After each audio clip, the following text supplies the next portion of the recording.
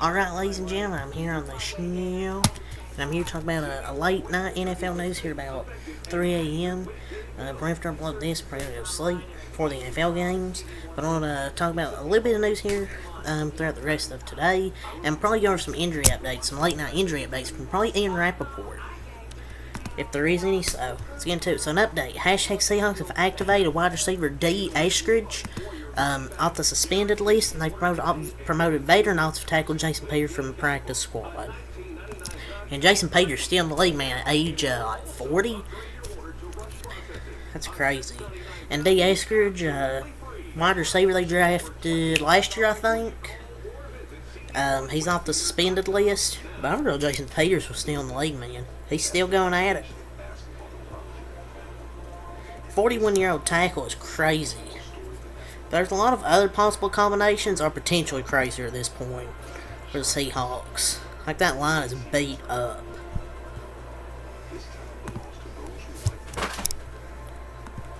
Their line is beat up around here. So we got an update to Jalen Ramsey. There's a report he's planning to make his return. He was planning to return to action, make his season debut, and it was confirmed today that Dolphins activated cornerback Jalen Ramsey off injured reserve and released cornerback Perry Nickerson. It's an interesting last name. Ramsey should be a go for the Patriots game. So it looks like Jalen Ramsey's officially making his 2023 season debut against the Patriots. So it's going to be even more difficult for the Patriots to throw on that Dolphins D. So the NFL did not fine Vikings linebacker Jordan Hicks for this hit on 49ers QB Brock Purdy on Monday Night Football. It didn't seem like he did much else there to stop the QB sneak. It looks incidental. You can't expect them to not dive on the ball. I mean, so of course he shouldn't get fined. Shouldn't get fined for that hit. Virtually everyone in the human pile dove head first. He was just happened to be the one that hit Brock Purdy head first. Could be anybody. So we got an update about Titans rookie QB Will Levis, and then second-year QB Malik Willis. They're going to be rotating the quarterback spot. So Titans rookie quarterback Will Levis will start on Week 8 against the Falcons per Jay Fowler, ESPN. Fowler estimates that Malik Willis will have packages and a, quote, heavy involvement in the game plan. It could be 75 to 25% split in play time, so it looks like both quarterbacks are going to play in this game. They don't have a lot of faith in him or Malik, it feels like, but if Will Levis can show out today, they might rethink and maybe have Will Levis maybe start for the rest of the year, maybe, or at least start until Ryan Tannehill gets hurt or comes back from an injury, and we'll just have to see though. If Will Levis can impress, maybe he can start until Ryan Tannehill gets healthy from the injury.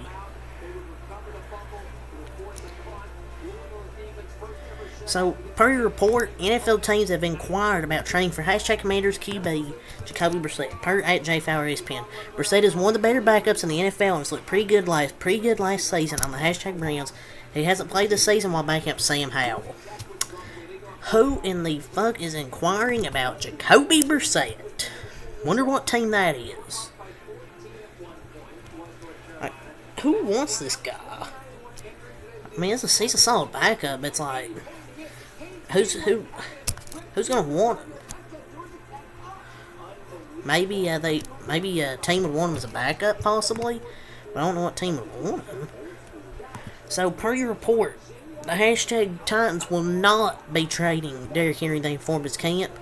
The team received interest in him by Schefter, but at DM Rossini said earlier that GM Rand Carthon is not moving on any offer unless it's exceptional. The Cowboys did reach out to the Titans about Henry, or did not reach out to them about Henry. So it would be smart to trade him. They need to rebuild, and the best way they can is through the draft.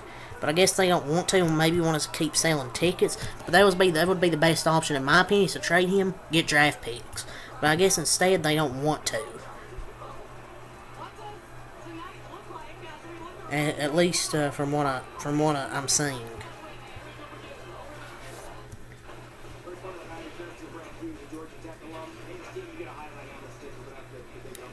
I'm trying to find some more stuff here. Probably only a few more things. Because there really wasn't much news. Rumors. A leak source tells at Pro Football Talk that there are rumors in lead circles linking the Bears to a trade for Houston Commanders defensive end Chase Young. It was reported earlier today by Dean Mercini that the Commanders' asking price for Young is a second-round pick. I mean, we'll see if they get the Bears, but we'll see if he can go to the Bears, or if the Bears can get him. But why would he want to go to the Bears, to a worse team than what he's on right now? I mean, I wouldn't get that. So, per report, the hashtag Broncos currently have a, quote, good trade offer for wide receiver Jerry Jeudy from a NFL team. A source tells Mike Florio. Back in April, the Bronco asking price for Jeudy was reportedly a first-round pick. It's unknown if they're still searching for the same value, but they do have an offer for the 24-year-old wide receiver.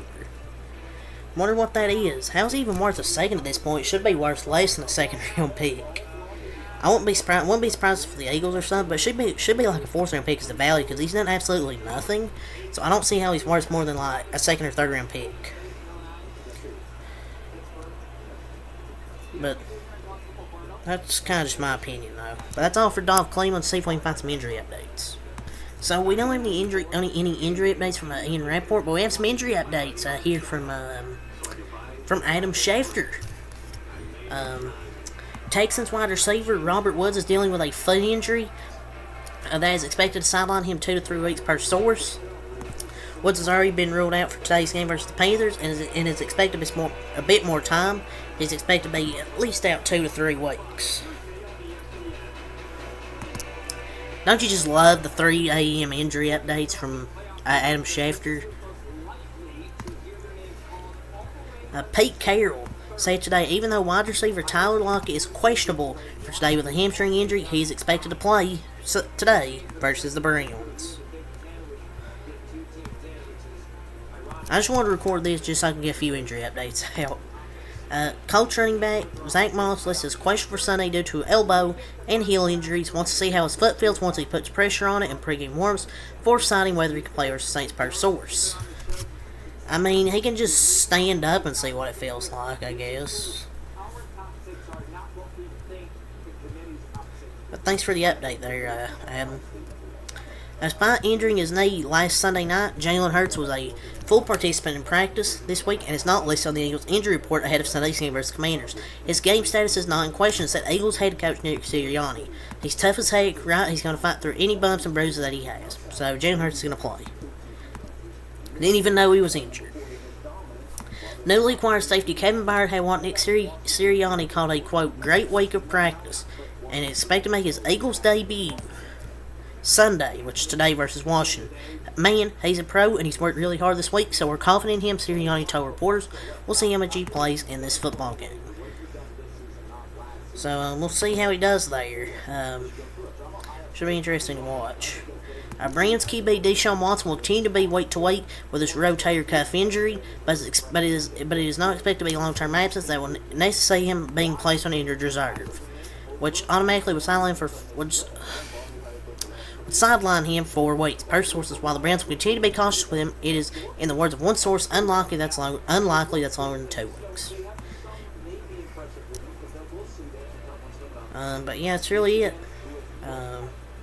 A few more things, or one more. Lions officially ruled out running back David Montgomery for Monday night's game against the Raiders, so he's out. The Broncos have elevated Traquan Smith for the Sunday San Francisco Chiefs and placed Brandon Johnson on injured reserve. Oh no. The Giants are eyeing a potential Week 10 return versus the Cowboys for Daniel Jones. Oh boy, Daniel Jones. Just in time for the Cowboys to put him back on injured reserve. Daniel Jones is probably the one of the rethink playing that game. But yeah, it's really it for the news.